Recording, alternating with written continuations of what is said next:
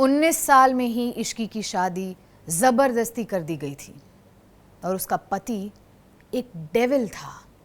पर यह जबरदस्ती की शादी उसके माँ बाप ने नहीं करवाई थी, क्योंकि उसने तो अपने माँ बाप की शक्ल भी कभी नहीं देखी थी।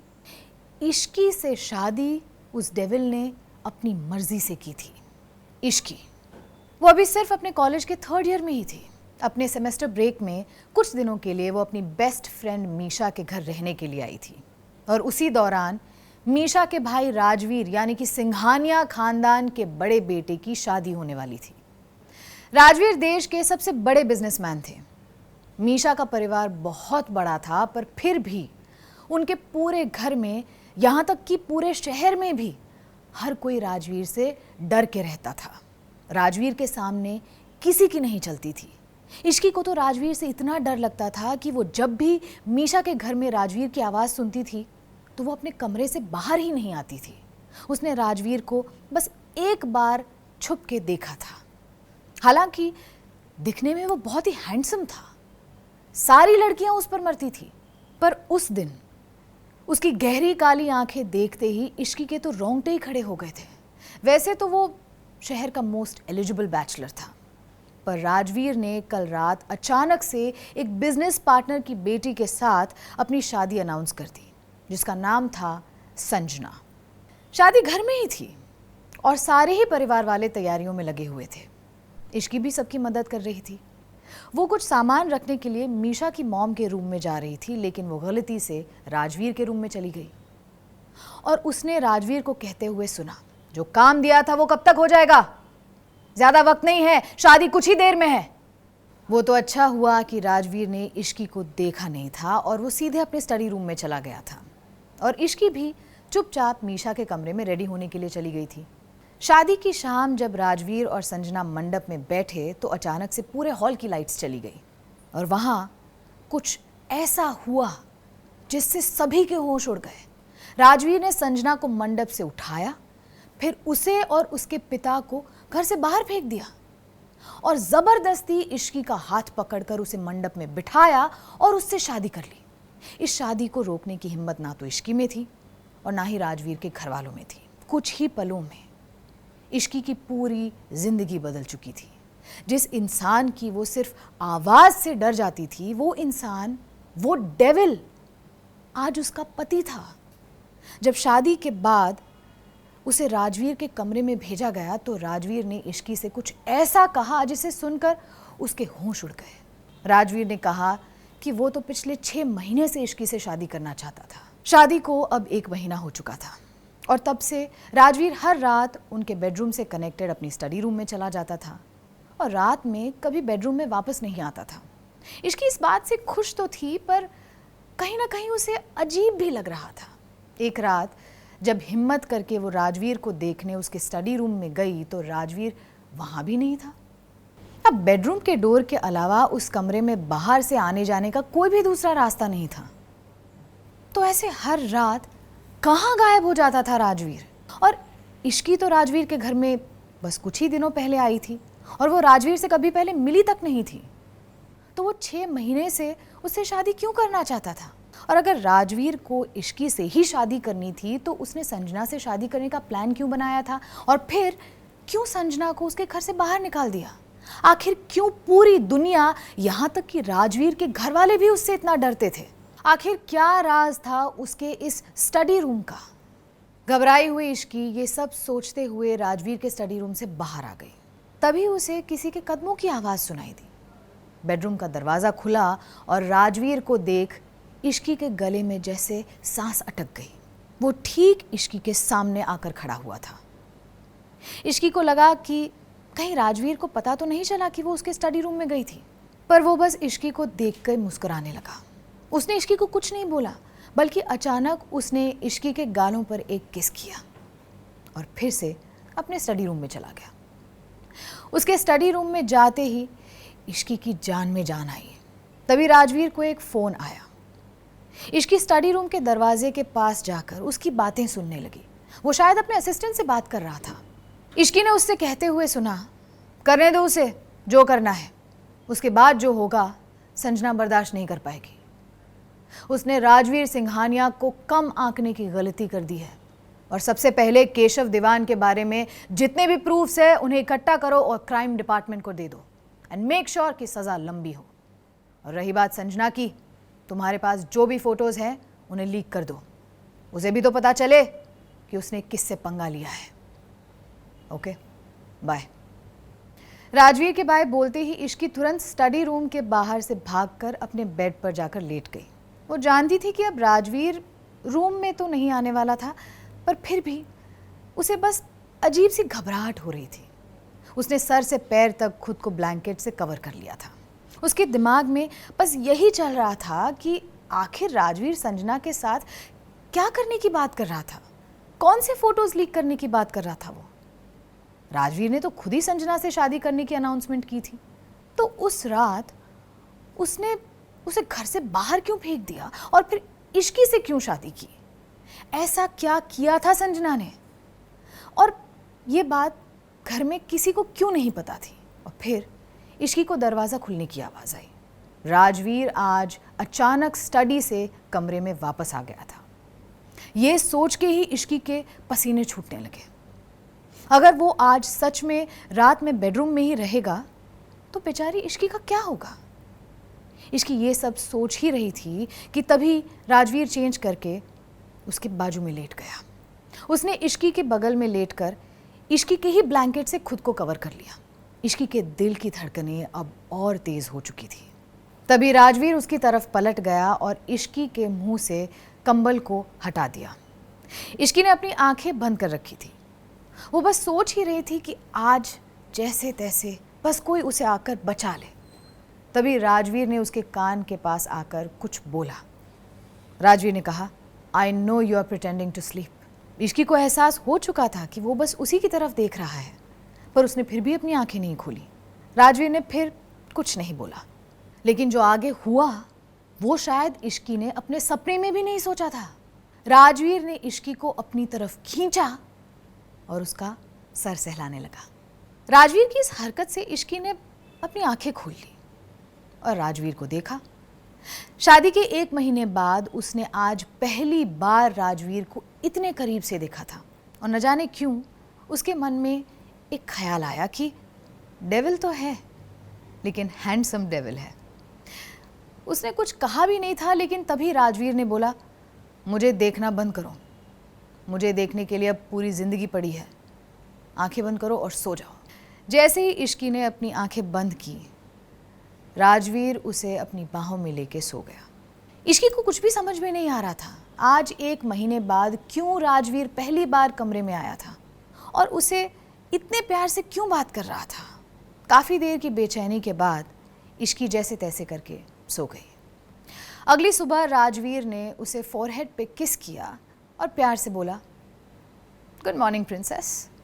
न जाने क्यों ये सुनकर इश्की को डर नहीं लगा, बल्कि उसके चेहरे पर एक स्माइल आ गई।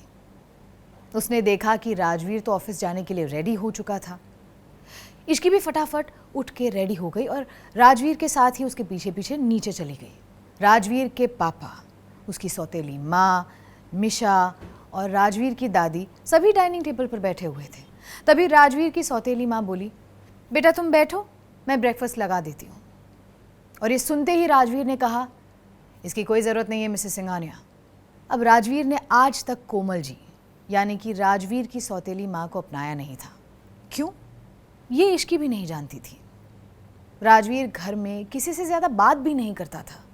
मिशा भी राजवीर की सौतेली बहन ही थी और रूही राजवीर की सगी बहन थी। अगर घर में कोई राजवीर से सवाल करता था तो बस वो जवाब दे देता था। शादी की रात राजवीर ने सिर्फ अपनी दादी जी का आशीर्वाद लिया था।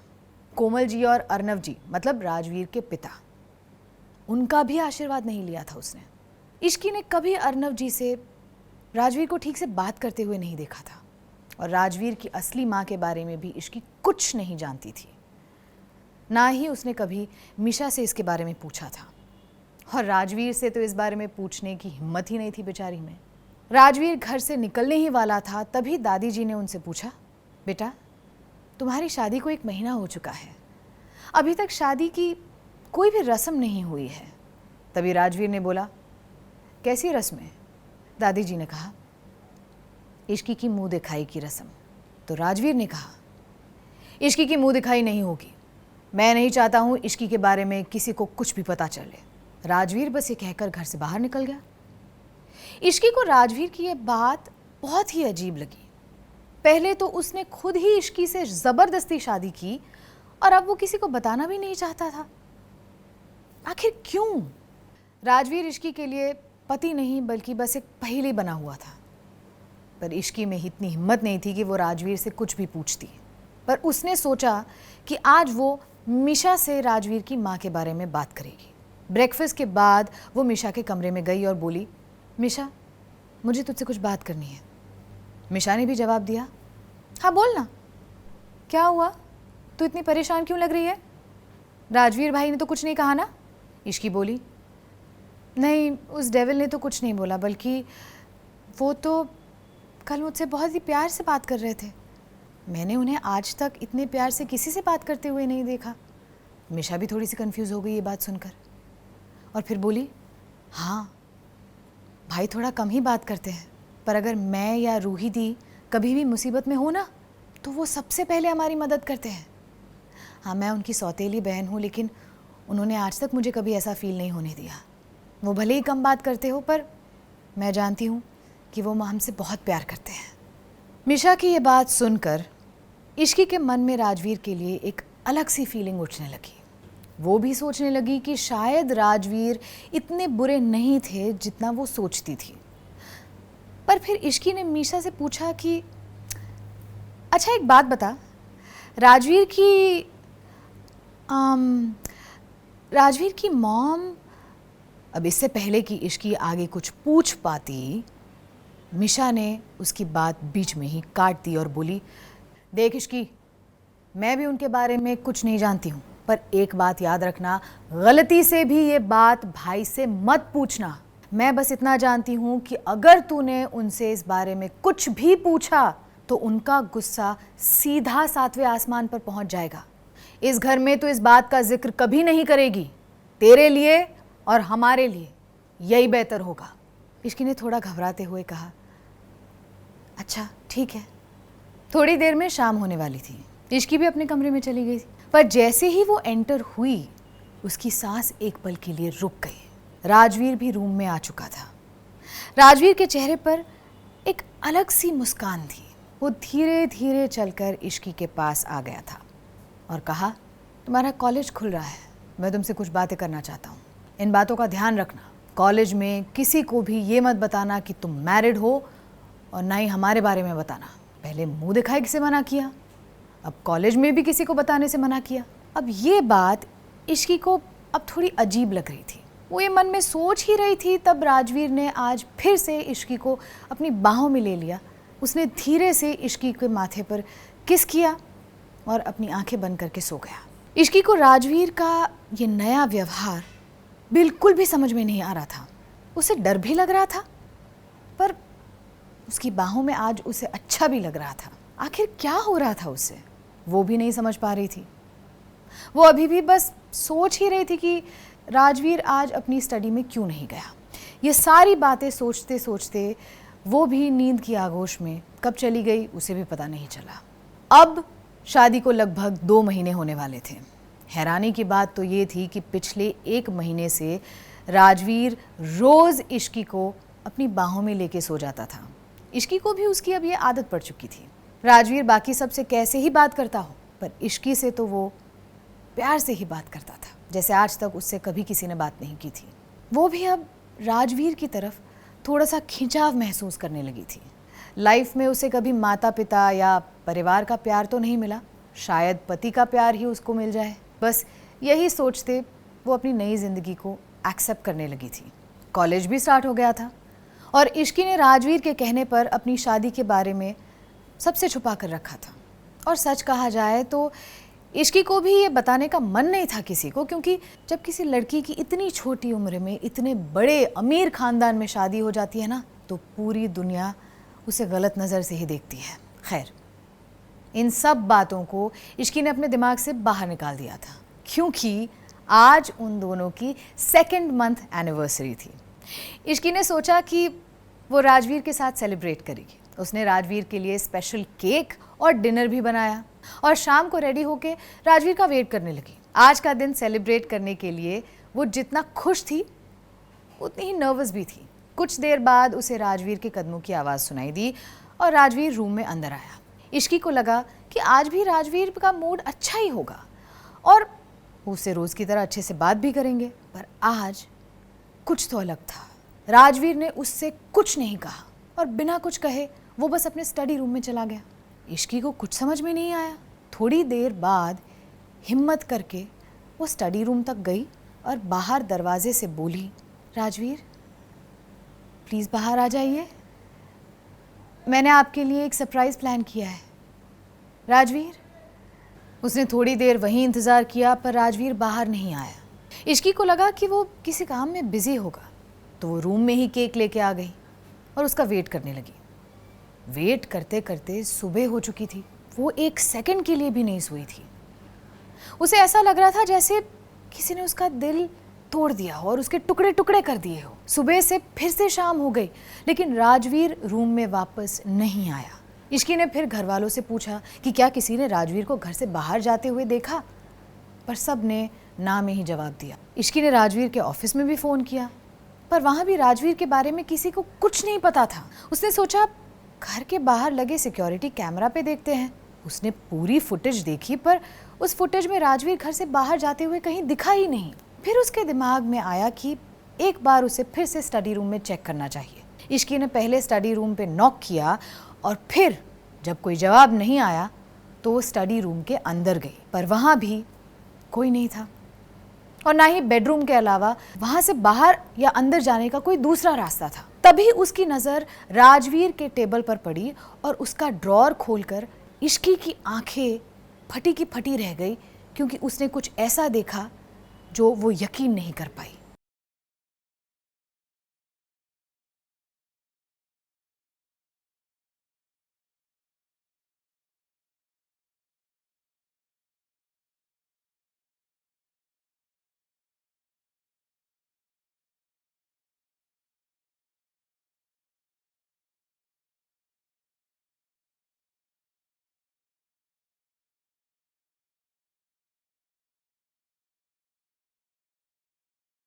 उसके फिर पसीने छूटने लगे।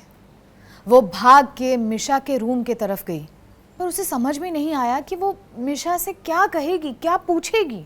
इसलिए वो वापस अपने कमरे में लौट आई और फिर वो चौंक गई क्योंकि राजवीर रूम में आ चुका था और इससे पहले कि वो उससे कुछ पूछ पाती या कुछ कह पाती, वो फिर से बस अपने स्टडी रूम में चला गया। उस रात से राजवीर ने फिर से हर रोज़ बेडरूम में आने की जगह स्टडी रूम में जाना शुरू कर दिया और फिर वो हुआ जो 1 महीने पहले हुआ था। जब भी रात को इश्की राजवीर को देखने वहाँ जाती तो वहाँ कोई था ही नहीं। तो ऐसे हर रात आखिर कहाँ गायब हो जाता था राजवीर और क्यों वो केवल 1 ही महीने के लिए इश्की के करीब आकर रहा था? क्या इश्की ने कुछ गलत किया था? आखिर क्या चाहता था वो इश्की से? क्या राजवीर उसके साथ प्यार का नाटक कर रहा था? क्यों 2 महीने पहले उसने संजना से शादी करने के बजाय इश्की से शादी की? ऐसा क्या किया था संजना ने? आखिर क्या है राजवीर की असलियत और क्या है राज उसके इस स्टडी रूम का? क्या सच में इश्की का पति एक? इश्की और राजवीर की पूरी कहानी सुनने के लिए अभी डाउनलोड कीजिए पॉकेट FM ऐप और सुनिए ब्लॉकबस्टर ऑडियो सीरीज डेविल से शादी। क्या आप जानते हैं कि ऐसा क्या था राजवीर के ड्रॉर में जिसे देख इश्की डर गई? इस सवाल का जवाब देना ना भूलें, जिसका जवाब आपको मिलेगा आने वाले एपिसोड में। तो डिस्क्रिप्शन में दी हुई लिंक पर क्लिक करें और जवाब कमेंट करने वाले 10 लकी विनर्स को मिलेंगे 500 कॉइन्स। तो सुनते रहिए